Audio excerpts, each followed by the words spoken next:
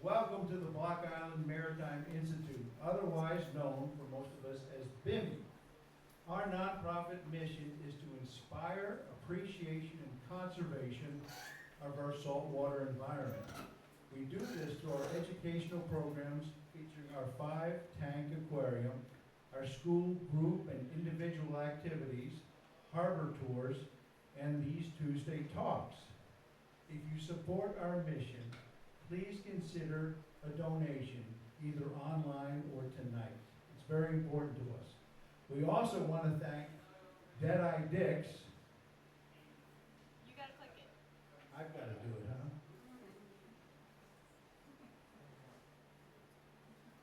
huh? Yeah! I wasn't planning on giving the show, you can tell. We also want to thank our Tuesday Talk sponsor and provider of wonderful pre-talk dinners which inspire our speakers, and that would be Deadeye Dix. Thank you. One housekeeping note, I know many of you registered for the talk tonight, and we encourage that going forward because as you can see, we're at capacity. So it's good to know how many people are going to come so we can plan for it as best we can. Thank you to those who registered and saved time at the door. If you did not, we don't want to ever turn you away. So we're glad you're here as well. And now, for the main event. John Dodd is founder and executive director of the Atlantic Shark Institute and is here to speak with us about great white sharks, seals, and what's next. John's organization has been tagging sharks around Block Island and tracking them for several years, and his organization works collaboratively with other groups, many other groups. A couple of those are BIMI and Mystic Aquarium. And he's creating an extensive database of shark movements along the eastern seaboard, which he will be showing you tonight. John and his work have been featured in local and national media, and he is a member of the esteemed Explorers Club out of New York City. That's a big deal. We are thrilled to have John speaking at BIMI again. Please join me in welcoming John Dodd.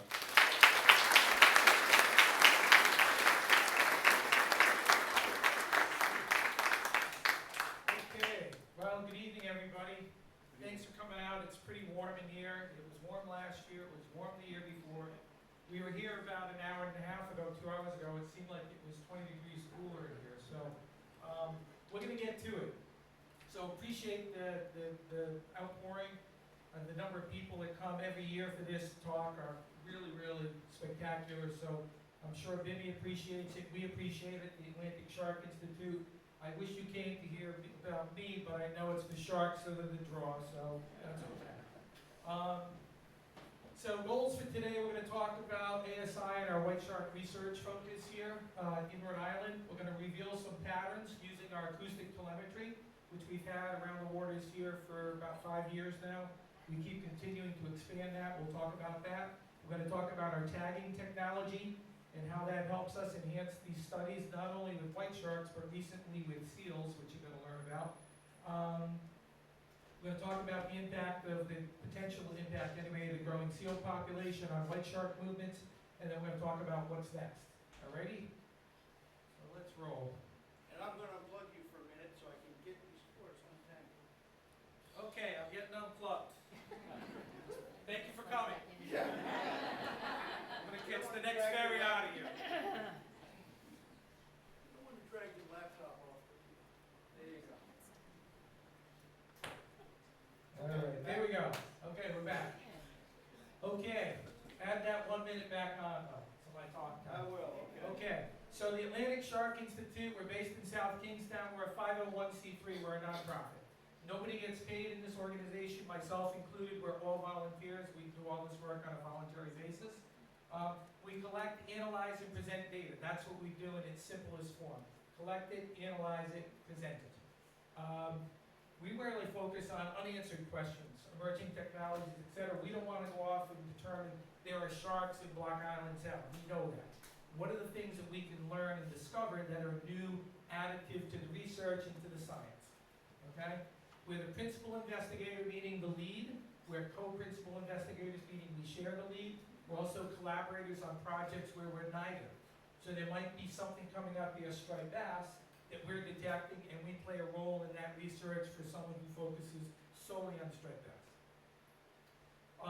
We have a resident research scientist and a research advisory board, really preeminent group of folks.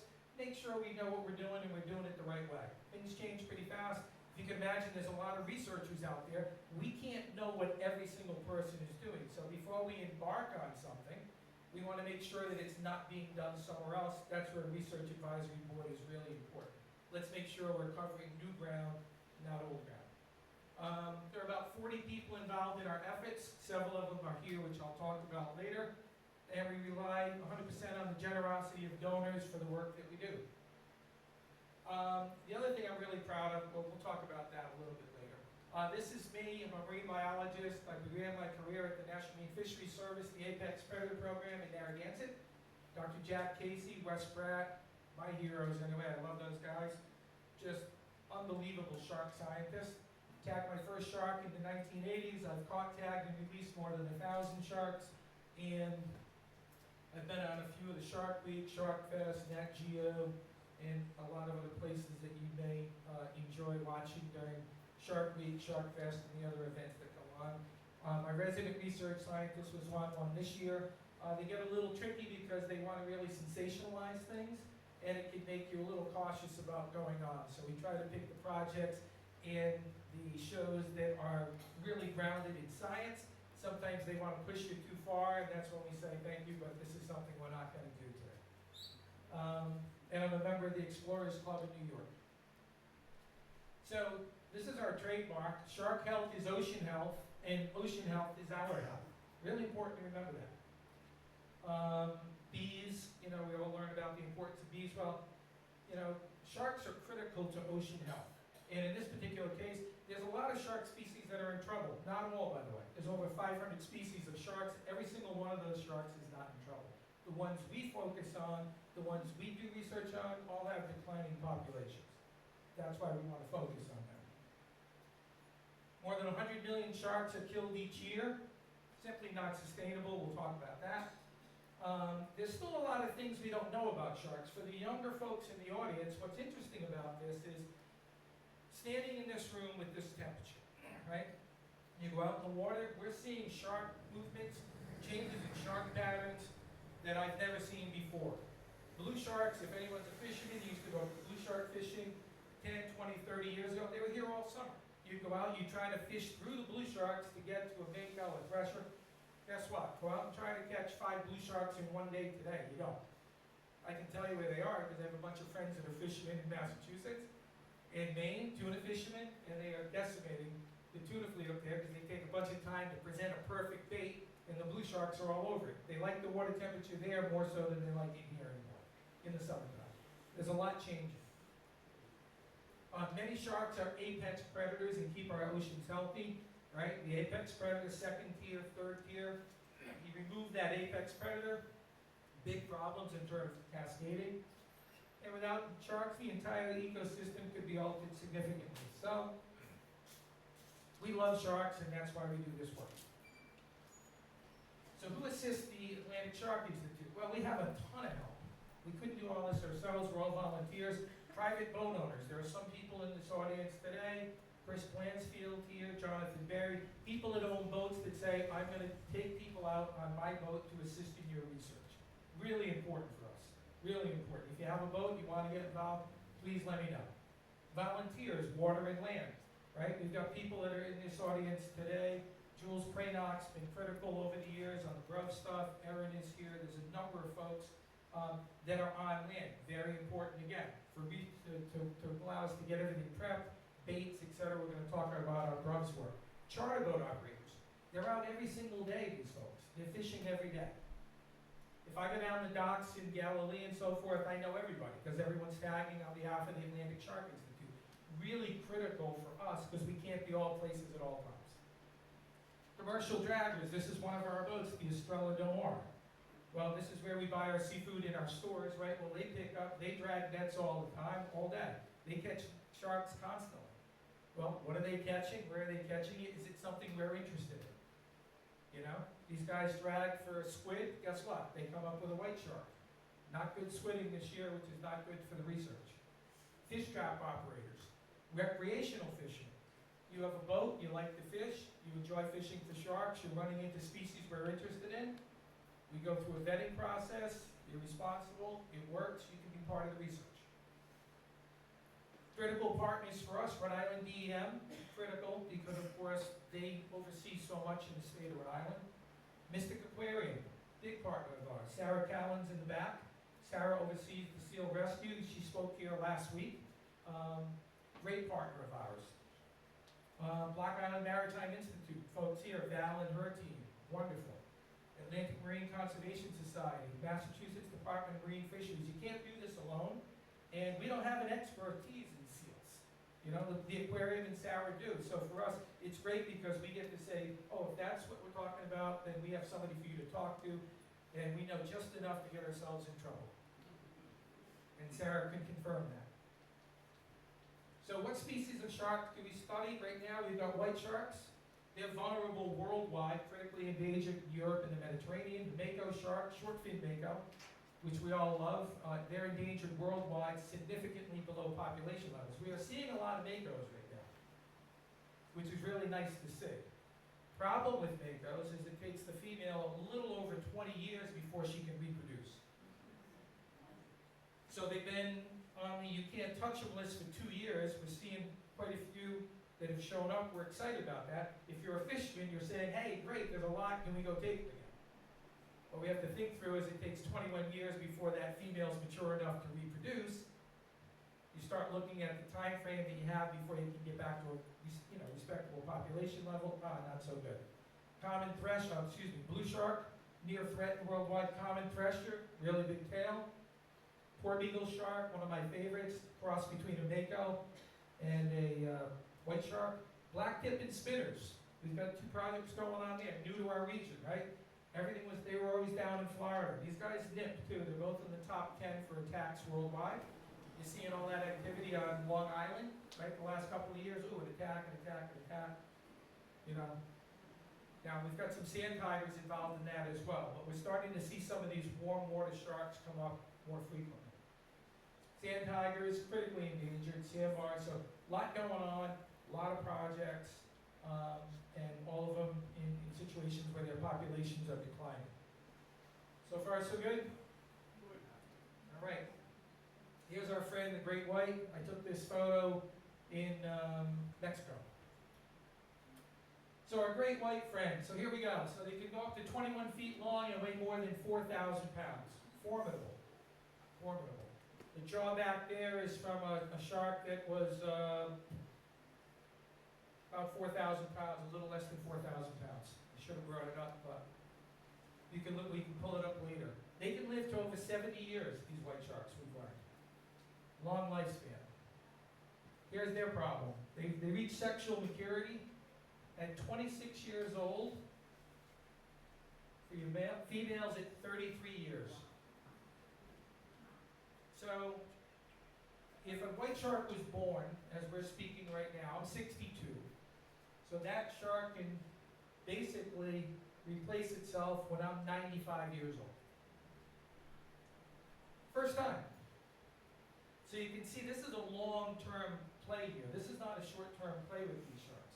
Some of these species grow slowly, take a long time to sexually mature, and then they have few young. Which is why if you go overboard, you take too many, it's not a, hey, let's stop taking for a couple years. The white shark, we're starting to see more of the white shark, which is a really good sign, but we haven't been able to take them for 25 years plus. They haven't even gone through one cycle, if they were born when the moratorium went into effect. Mature males, 12 and a half feet, females almost 15 feet long. You can see just a couple of pumps, 2 to 14. And this is up in the right here, this is Natalie, we're going to talk about her in a little bit. And that's a photo I took somewhere else of a white shark. So here's our, globally they're vulnerable, population decreasing, Mediterranean critically endangered, Europe critically endangered. This is from the IUCN, the International Union for the Conservation Great organization because it's a culmination, it's a group of 75 countries and they all share data. It's the ultimate collaboration. So Cape Cod, what's going on Cape Cod?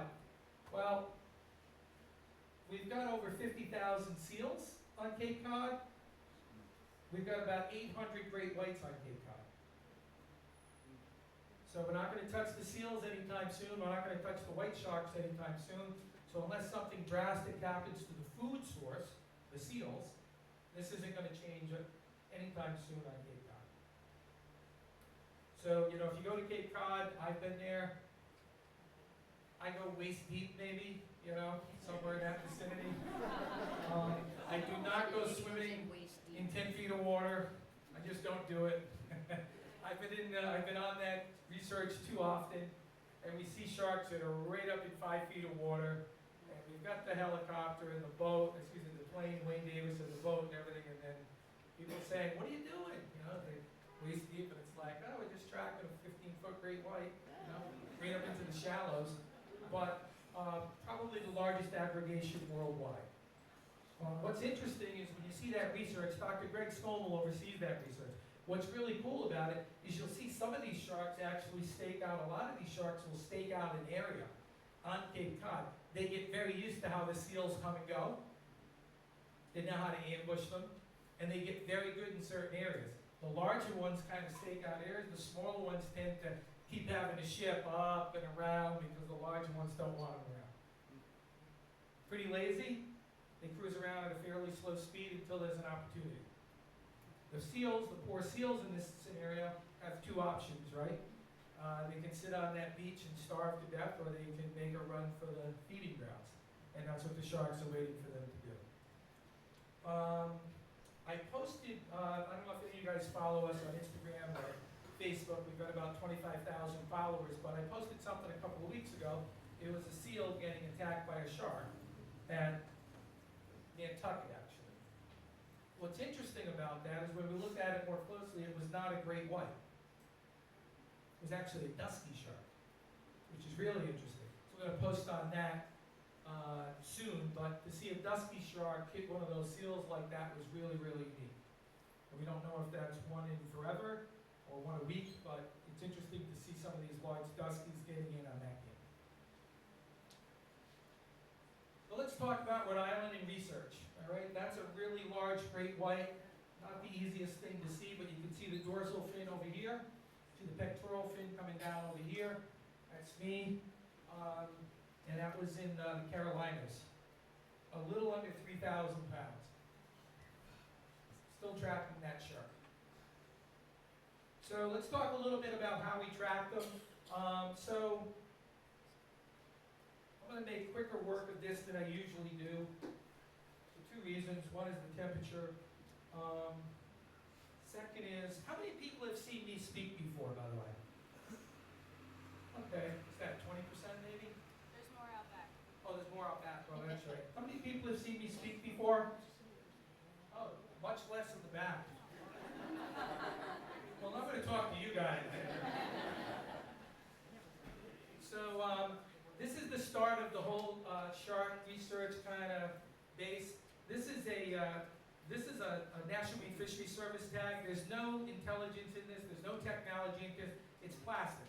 It's a little plastic disc at the end with a number on it, 1, 2, 3, 4, 5, 6, 7. It's a little card. We all go tag this shark. We say it's a 6-foot blue shark. We tag it. We let it go. It swims away. Next year on the same day, we go back to that same spot. We catch that same shark. All we know is where we tagged it and where we got it. We have no idea where it went. But hundreds of thousands of sharks have been tagged with these cards. So when you get that kind of volume, suddenly you say, hey, this guy got picked up in Venezuela. This one got picked up. So you can actually glean a lot of value from these. And we did for a long time, for decades. This goes back to the 1960s. Then we got smart, or smarter, and we created this acoustic tag. What's really nice about this tag, this is a $425 tag, is that this lasts about 10 years. We have 35 acoustic tags in 35 great whites. What's really cool is that if this shark comes within 600 yards of any acoustic receiver up and down the East Coast into Canada, into the Gulf of Mexico, we will detect this shark. So now instead of having to rely on a plastic tag that we don't know if it'll ever come back again, if this trips an acoustic receiver up and down the East Coast, as long as that researcher uploads that data to a shared database, we can see where this shark went. And I'm going to show you how this works in a little while. So the question is, okay, well, you got an acoustic tag out to about 1,500 yards, okay? It'll get out to about 1,500 yards, 600 yards definitely, 10-year tag. Now this is what Mystic Aquarium, Sarah, Rob from the Atlantic Marine Conservation Society, Rhode Island DEM, and the Atlantic Shark Institute, but they're doing this part of it, started putting acoustic tags on seals for the first time this season. Not these, not with a barb, I'll show you what it is. Really exciting because so far we've put tags on 17. Does that mean yes or one more? All right, so now we're going to be able to track these seals as well, which we're really excited about. We'll talk about that in a minute. So here's your acoustic receiver. So has anybody seen the yellow buoys around that say Atlantic Shark Institute on them? Great, yep. That whole buoy system is holding this little device. So it's a big spar buoy. It's got a big chain, it goes right down to the bottom. Those are 300-pound weights on the bottom. This is the brain. This is what is detecting anything that's got an acoustic tag in it or on it. Anything that's got an acoustic tag in it or on it is going to get picked up by this receiver, which makes it really valuable if you're in this audience doing work on codfish, or striped bass, or tuna, or sea turtles. Anything in the world that has an acoustic tag on it at this frequency is going to get picked up by this receiver. So it makes this research really valuable because I'm going to show you a map that shows that in 2019, January, there were exactly 0 of these in the state of Rhode Island. There are now 45. So it's filling in a ton of gaps, not just for the Atlantic Shark Institute and not for these other, but it's going to start filling in some gaps on the seal population and what they're doing as well, which is really exciting. All right, how we doing? Still good? Is it cooling down at all or no? No, it's not. Okay. Fair enough. So we put a tag in a shark, but guess what? The shark we put it into goes into the middle of the Atlantic. We never hear from it again. So we sit around and say, okay, we need a better technology because if these sharks don't go where the acoustic receivers are, then we're wasting time and money. We'll never detect them. Arrive the spot tag. So this tag is only satellite based. Doesn't care about acoustic technology. This tag, we put it on the dorsal fin of the shark. Every time this shark breaks the surface of the water, this goes up to the Argos satellite system, comes down and tells us exactly where this shark is. 2 years, this tag will last. This costs anywhere from $1,500 to $2,000 for one. But every time it breaks the surface of the water, we know exactly where it is. Whereas the acoustic tag, if it's not near an acoustic receiver, we'll never hear from it. So we don't need the other end of the technology for this to work. Got it? Problem is, though, we don't want to put this on a shark that what? Loves to live on the bottom of the ocean, because if they're not going to go up and break the surface, we'll never hear from this shark. Which is why it's a little like a NASCAR pit stop, because if we're fighting a shark, I took 2 daughters and my son-in-law out a couple of days ago. We were on the backside of Fisher's Island in New York, caught a beautiful 12-foot thresher, jumps, smack, takes off. We're able to tag it. You got to decide what you're going to tag it with based on the species and what study that we're working.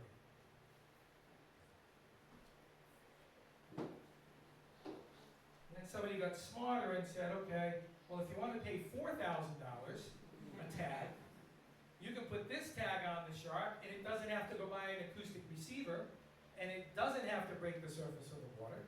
It can do whatever it wants for up to 2 years. We're going to program it to pop off. It's going to float to the surface, and when it gets to the surface, it's going to use this antenna to download all the data that it accumulated over 2 years.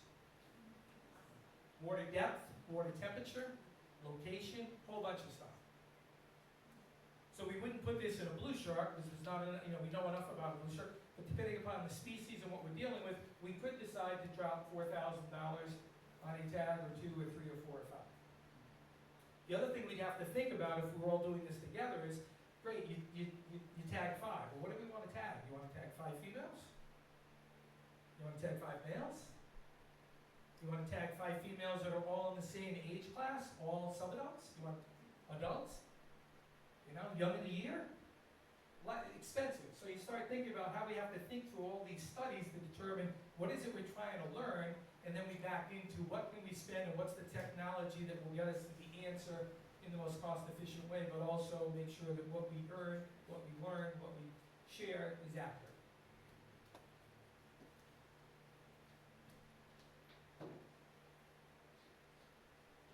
This tag is experimental. It's in their 3rd year now. This tag is a uterine tag. Yes. We just did a paper that got published using one of these tags.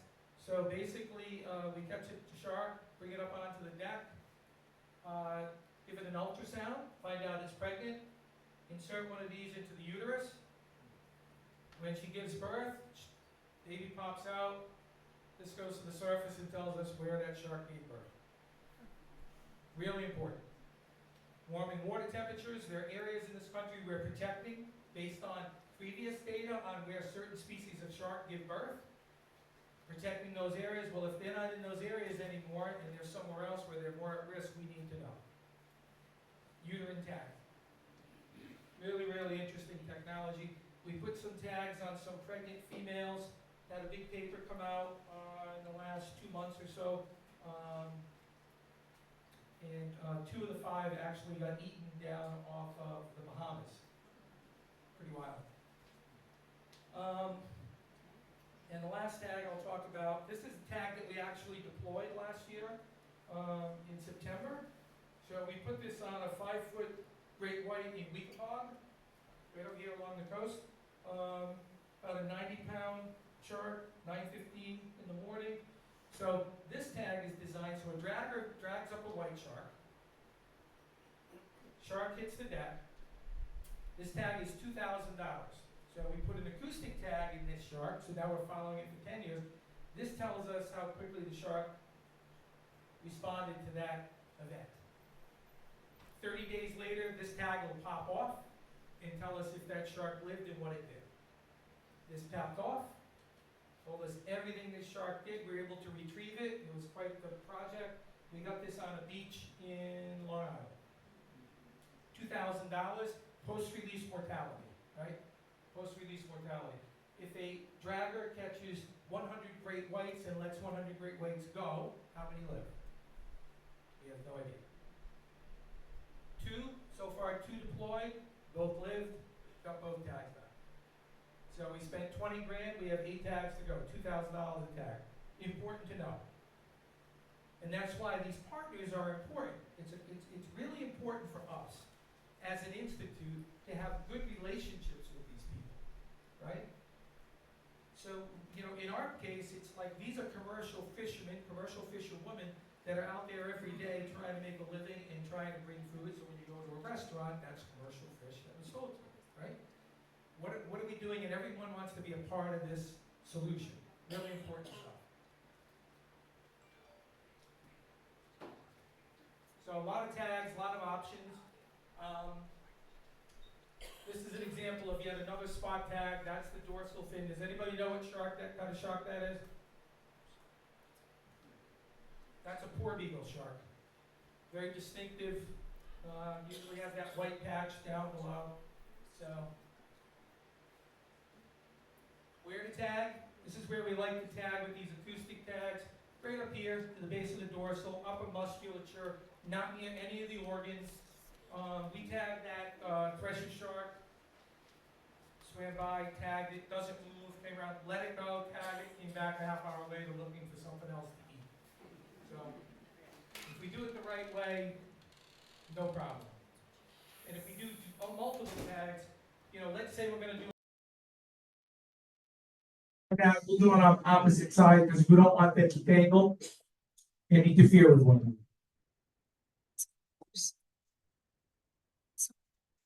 So here's one of the spot tags. Here's an example of, this is one of these, right? We attach it to the dorsal fin. Doesn't have to be near an acoustic receiver. Of course, here's Block Island way up here. This is Montauk Point. This is Long Island. You can see we had 3 sharks here. One stayed. One decided to go all the way to the shelf here. One all the way to the shelf there. 100 miles, roughly. But that allowed us to track them there. Then this track continues to go and we track them for a long, long time. An example of, we don't have acoustic receivers there, so if we put an acoustic tag only on the sharks, we would know where they go.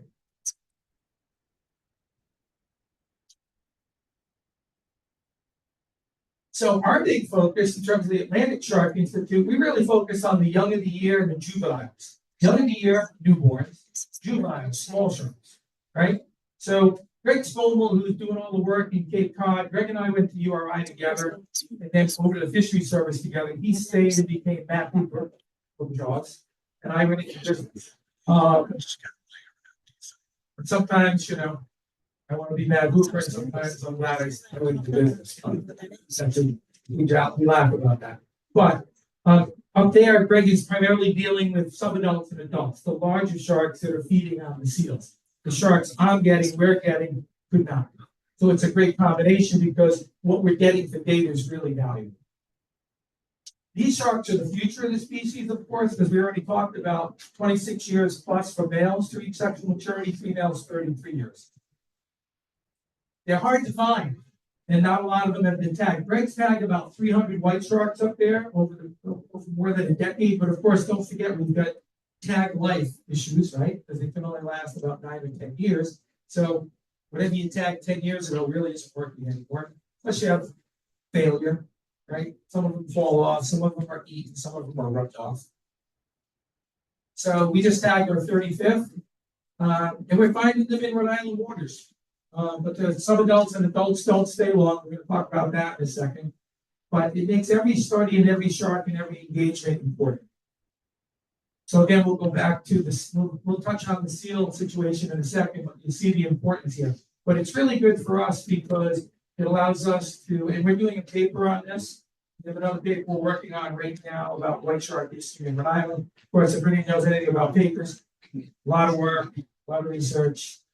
You go through a lot of iterations, and then you get it published. And, quite a bit of work.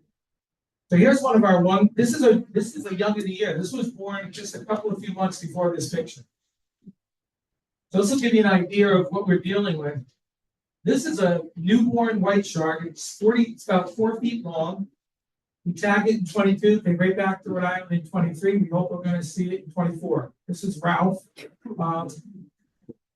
This was the only white shark we've detected so far.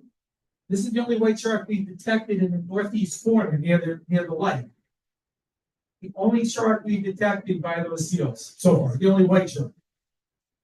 Kind of funny because we've got some real humdingers we've detected all around Block Island. But this is the only guy that's come close to that seal hauler, which I believe is good news.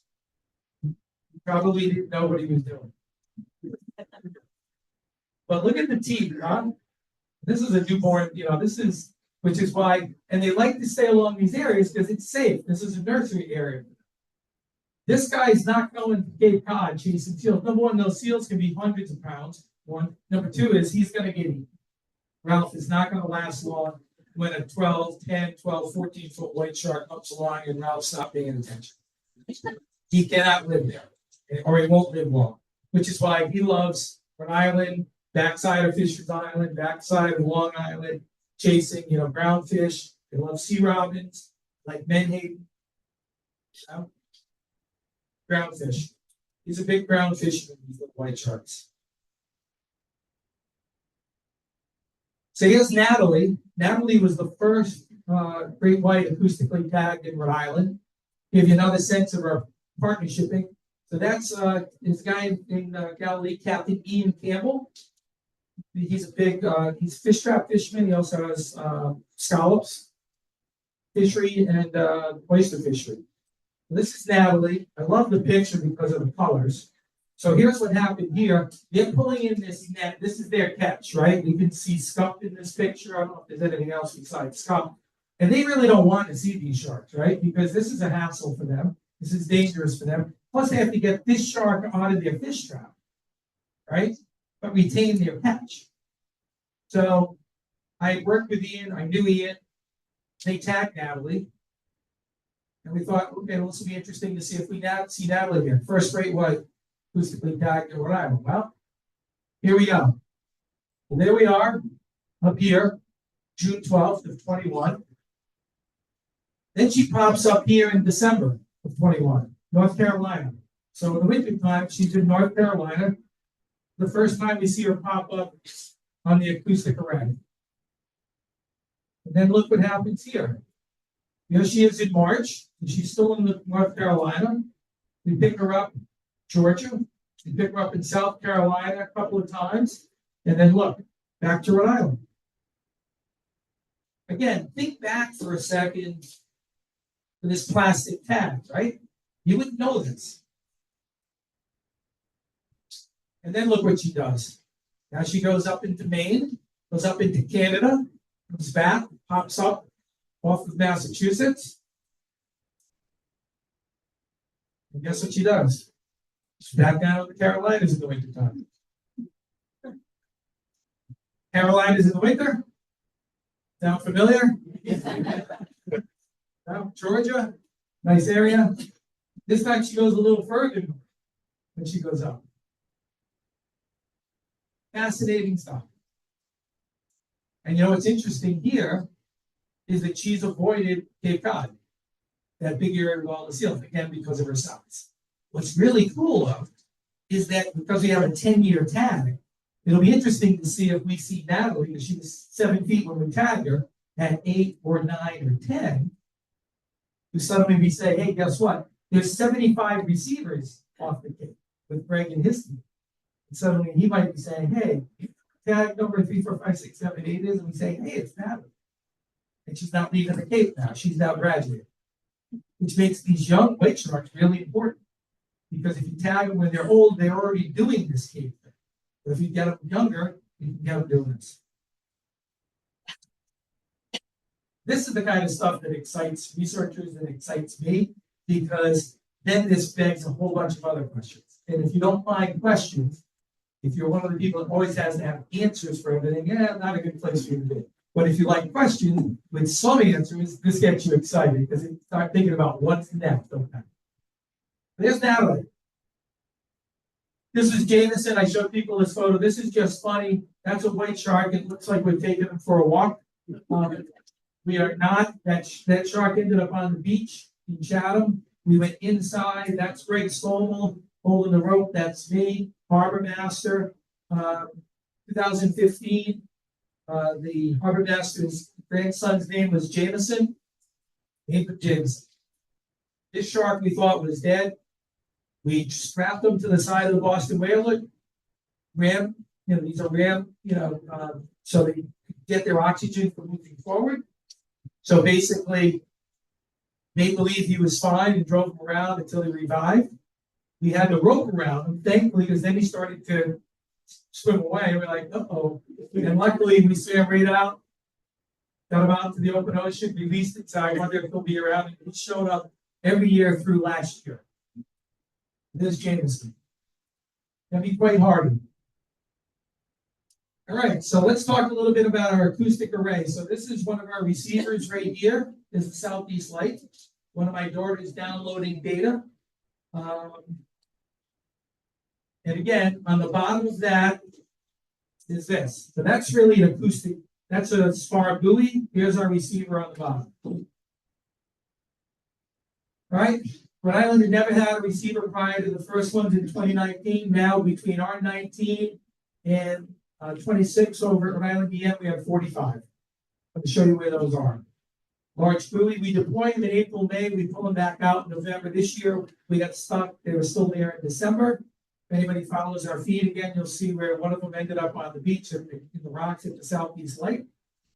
Two guys who I have not met yet came out from Charlestown, found it, took a ferry back out the next week on their bicycles, biked all the way to the bluff, went down the bluff with 80 pounds of rope, hiked along the bluff, up to the buoy, got it back up the stairs, which are third dawn.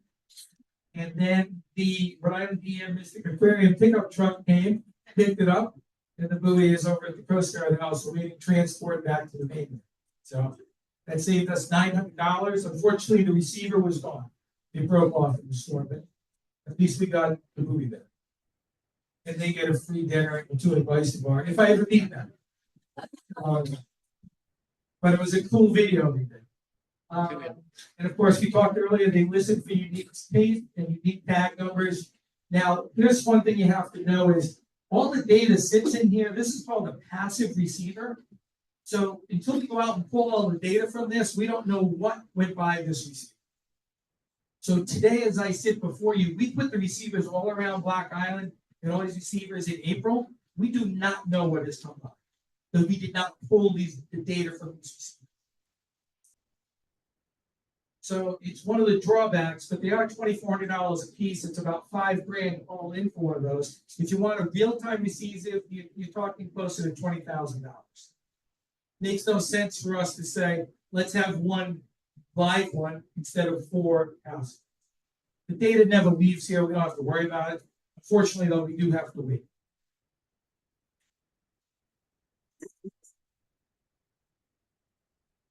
Here's our location. Tough to see from back there. I apologize. I'm going to orient this sideways next time. But you can see we're all around block with the red.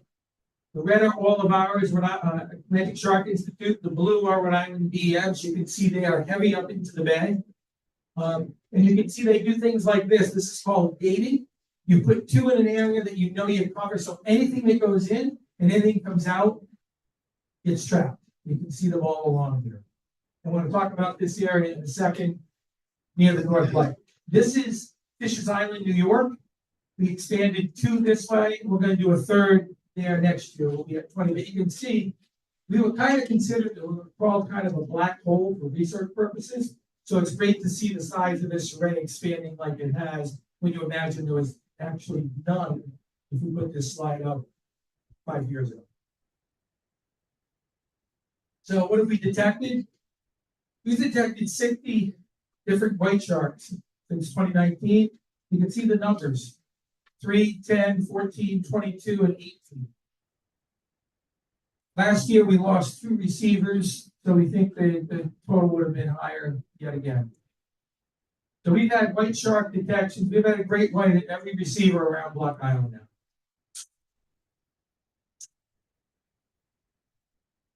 And it wasn't the case for the first 3 years. Sharks seem to avoid the east side of the island. Still they do.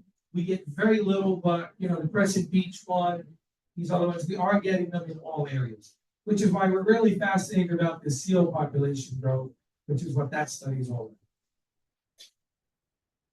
So here's your primary movement. Considerable corridor down here. You pick them up. This is the southwest ledge over here. We'll pick them up here. You can see how we basically mapped out the island. Here's your wind farm. Big numbers here. They'll come in here and sweep down. So we'll catch them. They'll hit this west side receiver. They'll hit here. We'll catch them here. But they're all going to Cape Cod. These are the large ones. So they come through. When I say large, 9 feet and above. Some adult and above. We've just had a couple go north. Not many. Very interesting. And of course, I just showed you our little buddy, Ralph, who is the only one that's hit that one. So again, this is the kind of questions we're thinking about with this between BIMI and the Atlantic Shark Institute and Mystic Aquarium and others, which is, would the seals be here? Would the seals prefer to be here, but do we have too much white shark activity? Did the seals prefer to be there anyway, and that's just lucky? If suddenly we get a couple of white sharks go that way, do they say, hey, hold on a second? Because right now when we pull data on these large sharks here at 2 o'clock, here at 4:30, visiting Stonewall 5 days later in the day.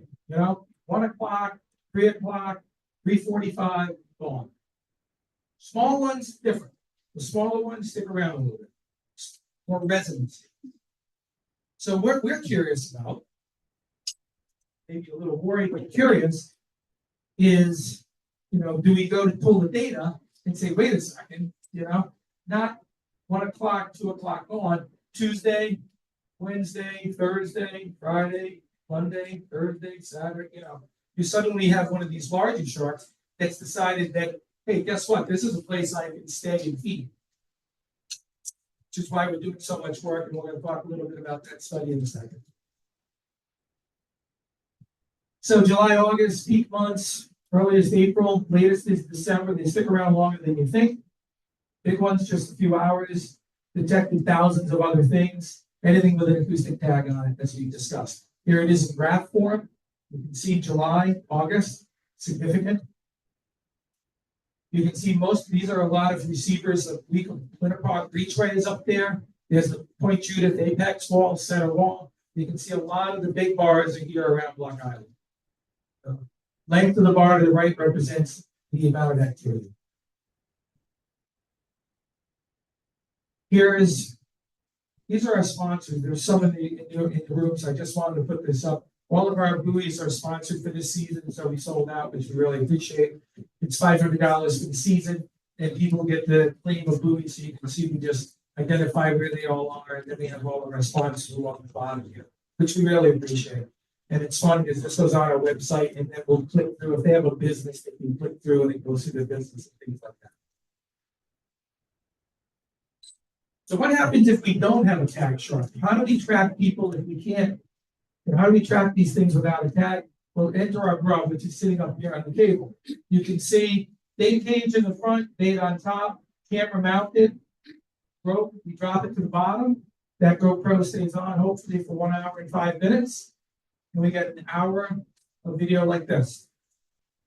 And we can see what comes, what it is, what the species is, what the density is, things like that.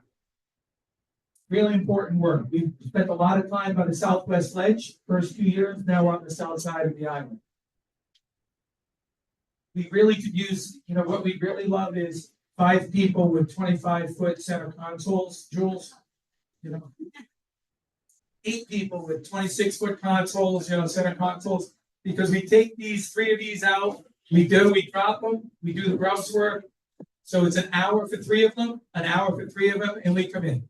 We want to do it 10 times this summer. That would be ideal. We get 60 hours.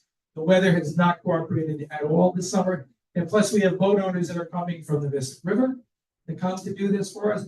People up in North Kingstown, they go all the way from North Kingstown to the Coast Guard station to load these on, to do it, to go back. So we could really use some Block Island boat owners, but at the very least volunteers that say, hey, I want to get on the boat and learn one of the 3 or 4 roles that are part of this work. So these are things that aren't tagged. You can get anything on it. It's a great way to assess what's going on in different areas. And as I said, we use some help. I'm going to finish up with our white shark seal study of Block Island. So I had met with Sarah 3 years ago at Mystic. I lived near Mystic in the summer, and I've been a supporter of Mystic, and I love what they do there in the aquarium. So Sarah and I and her boss, Matt, we talked about the growing seal population here at Block Island, the white shark work we were doing, the acoustic receivers, and if there was something we could do. And here's what I'm fascinated with, right? We don't know, if you go back to Cape Cod, we do not know when the first white shark and first seal interaction, when there were enough seals in Cape Cod for there to be resident white sharks. We now know there's 50,000 seals and 800 white sharks. What we also know in Block Island is right now, we do not detect any subadult or adult white sharks. We simply do not. Now, it doesn't mean there isn't one here, right? Because it could be a non-tagged white shark. Understand? But everything we see says big boys go, small folks stay. So we're really watching this seal population rather closely to see if there's some turning point at some point that has that change. And we end up with a resident. And I hope we do not, personally, just because it turns this into a public safety, a public, a whole different can of worms. So I really hope we don't. However, the population has been increasing, and the question is, will that change? So these are statistics that I get from Sarah and her team, which is up until 2018. They mostly spent fall and winter on the block. Since 18, gray seals started living year round. So this is relatively new. It's only 6 years ago. Estimates on any given day between 30 and 250. Look at this stat. Highest total in 23 was approximately 300. This year, Sarah and her team did a count of over 700 on that. The year before this, in 2022, was what, Sarah, like half of the 300 or something? This is growing pretty rapidly. So this isn't, it was 290, 300, 310. We're talking 150, 200 jumps to 300 jumps to 700. Now, it's not 700 now. Apparently, that was an earlier count from earlier in the season. But you can see the sightings and stranding average less than 10, 35 now. So we've got a growing seal population here, and it's created this fascinating question as a shark researcher. And I seal people, what's going on and what might it be us?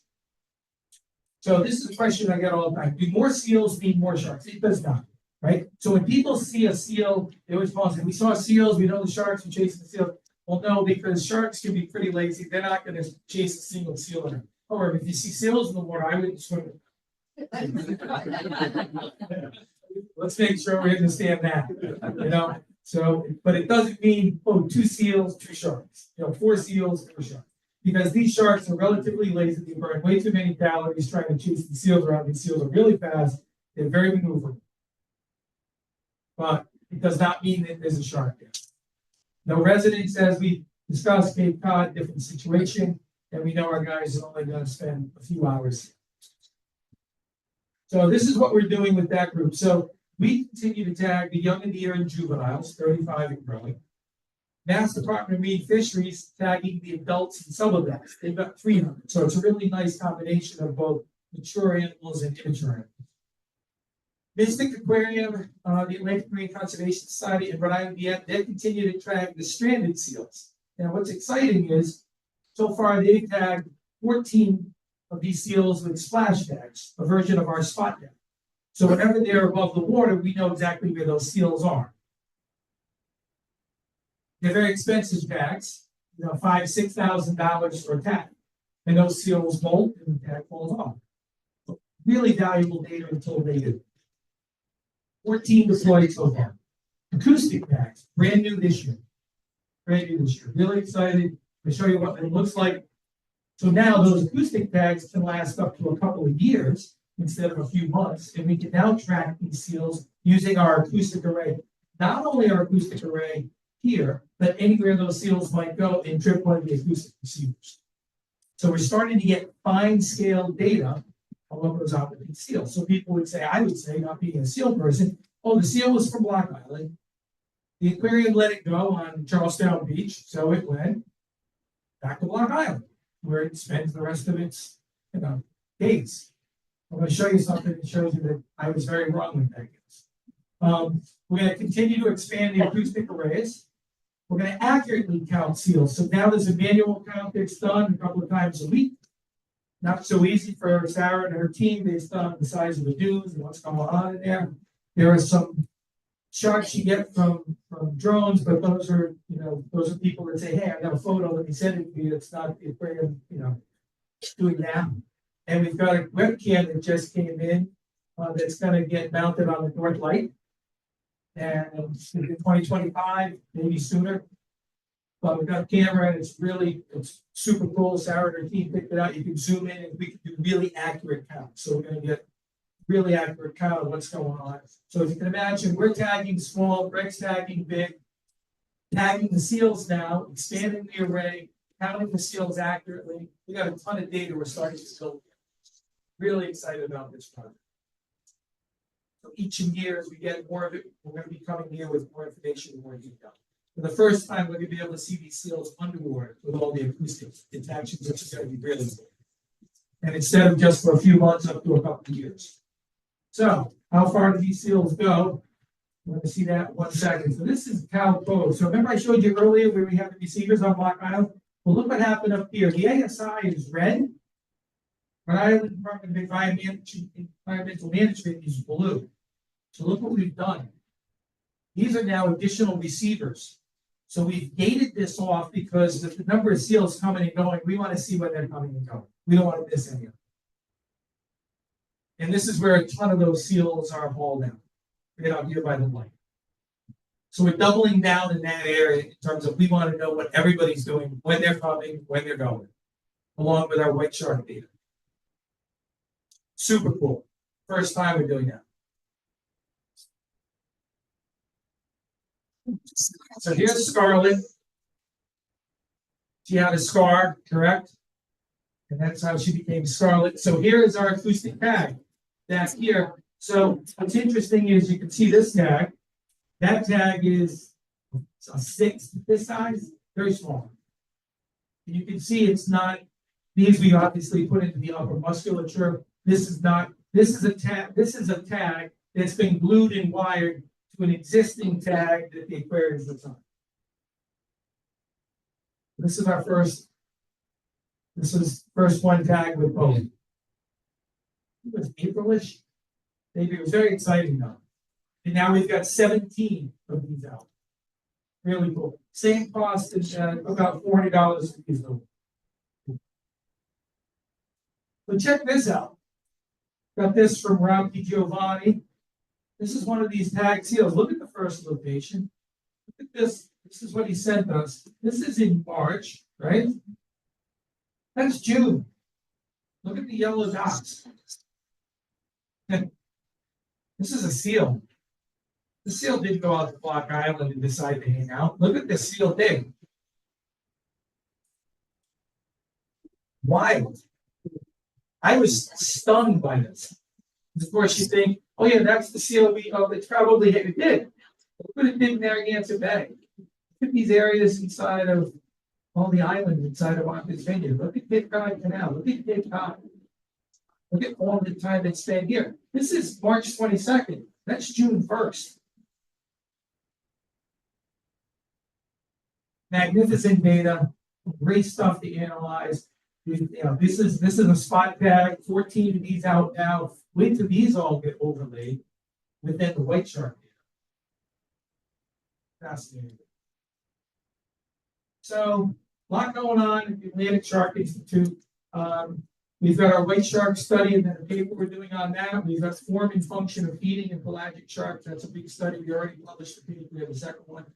We've got the shark seal study. We've got our grouse research, which is up here. Our cameras. We've got our short fin maker. We've got a coastal tagging study. Sand tigers, black tip spinners. We've got our acoustic array. We're doing our white shark stuff down in the Carolinas. We tagged 5 there this winter. We've also got a PhD student, which we do. And we've got more works to publish. So it keeps the 40 volunteers really busy. And how can you help? Volunteer your time here on Block Island or your boat to assist. Shark Advocate, they really could use our support and our help. Financial support, if you go on our website, you can see different things. If you're a Rhode Island resident, you may have seen one of the 10,000 shark plates. They're everywhere, which has been awesome for us. We've got gear and things. Like a guy that's too busy and didn't do what he should have done. Zettel doesn't work, so you can't buy anything with a credit card back here, but that's okay. You can do it all online. Here's what our shark plate looks like if you haven't seen it. You can get it for a passenger car, motorcycle, commercial. So the good news is you can order any of these. This is passenger car. You can get it anywhere. You can get a combination plate, and we just did the 600 for the commercial plates. And I was getting killed by everybody who had ordered a commercial plate saying, please tell me you get the 600. We just got the 600. Those went in last week. But we get $20 from every plate. The ones that are going to come out on commercial are actually a little darker. So if you have a passenger combination, please don't call and say they look darker because they are darker. We were back to the Department of Motor Vehicles and said, hey, people want them darker, can do it. And they let us make it 20% darker. As we go through the other plates, we'll rotate back through. But a lot of fun. We really appreciate the support with this. It's the fastest selling plate in Rhode Island history. And with that, I can open up to a couple of questions, I believe.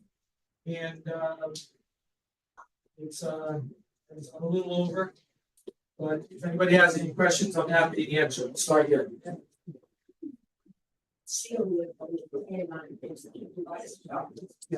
So what happens if that seal with the tag on it gets eaten by a shark? Well, believe it or not, that tag actually will be able to transmit through a shark. So the tag on the top of this would not transmit through a shark. So if that shark ate the entire seal, we would continue to get the tag, but it would only last. Number one, the signal would be much weaker. Number one, because of where it would be in the cavity. Now, if it excreted that tag, we would know that. And also, based on temperature and some movements, we might be able to determine that seal had been. But the splash tag, no. Acoustic tag, yes, for a period of time. So we're talking about tags, all the type of elements, tag in a codfish. It wasn't really, you were speculating about that. Yeah, so I made reference to a tag in a codfish. So these tags, they are making tags now. We have a partner who's tagging herring. It's about the size of a Mike and Ike, you know, like a little tiny thing. They're actually opening these herring up, putting these tags in, sewing them back up, and sending them downstream and upstream. So they're making, so I was referencing, you know, for us, we could detect cod, we could detect herring, we've detected everything on these rings, particularly the ones up in the bay. You know, they are tagging flounder and all sorts of things with Rhode Island DM. So this technology has been phenomenal for so many people, for so many studies, for so many reasons, because they'll put these tags in herring, send them up, half come back, half of them are getting eaten, some come back, so it's giving everybody a lot of information. So that's a good question, thank you. Anybody else have any questions? Yes. So what if the animal dies either near the receivers or not near the receivers? Will you still be able to track if it dies or no? Yeah, so what happens if the animal, like the shark, dies near the receiver or not near the receiver? Yeah, that's a great question. If a shark dies next to a receiver, we look at that, we can actually detect that, we can detect movement because every single minute that will trigger, and we will pick it up every single minute. So if that shark is 1, 2, 3, 4, 5, 7, 8, we're going to see that number every minute forever until that shark is eaten or that tag moves. So we're going to know that it died right there. If it goes somewhere else and dies, we'll never know. So if it goes way out into the middle of the ocean and it dies, we'll never hear from that tag again. You know, which is why it can be expensive to do this because sometimes you get tag malfunction, other times they go off somewhere else and die, or sometimes they go to places we never hear from them again.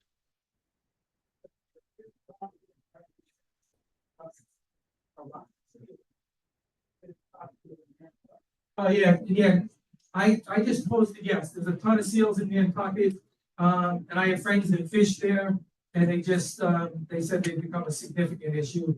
We get videos of attacks there all the time on sharks on seals. And I just posted one, like I said, 2 weeks ago. I'm gonna post another one. Yeah, a lot going on there. Yes, anybody have questions back here? Anybody have a question?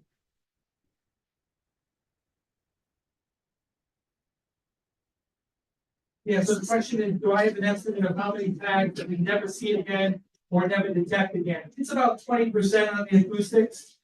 Yeah, it's about 20%, which is pretty high, frankly. But you know, there's a degree of malfunction in these things. You know, they're underwater for a long period of time. We do put coating on them to prevent biofouling. If we get a lot of seaweed on them, it will really kill the transmission power. And also some of these sharks just go because we've learned when we put the spot tags on them and we put them on both, we look and say, wow, we would have never heard from that shark again. So we're not sure how much of it is tag failure versus just some sharks act differently than others. Even though they're the same species, some have a different pattern than we've seen. The same shark, same size, same size. One more question. One more question. Yes, back there. How does Natalie know instinctively not to go to the Cape? I didn't hear that. How does Natalie instinctively not know not to go to the Cape?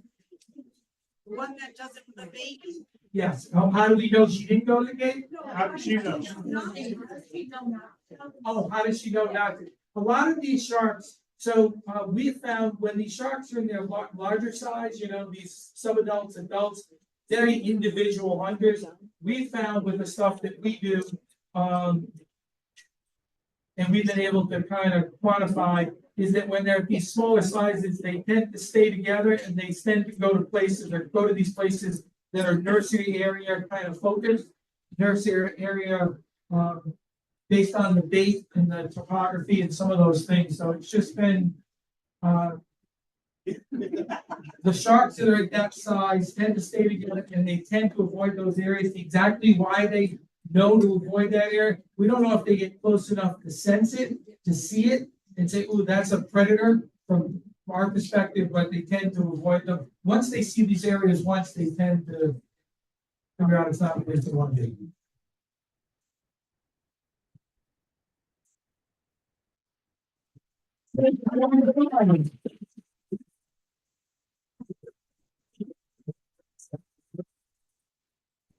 Now, I'm going to ask you all a little bit, there's some interesting things that you thought you might like to buy. And, next week, we're in with migration of an entirely different sort. This will be migration of the island. So while we're thinking about sharks and seals today, we're going to be thinking about what's happening to our island and where is it going.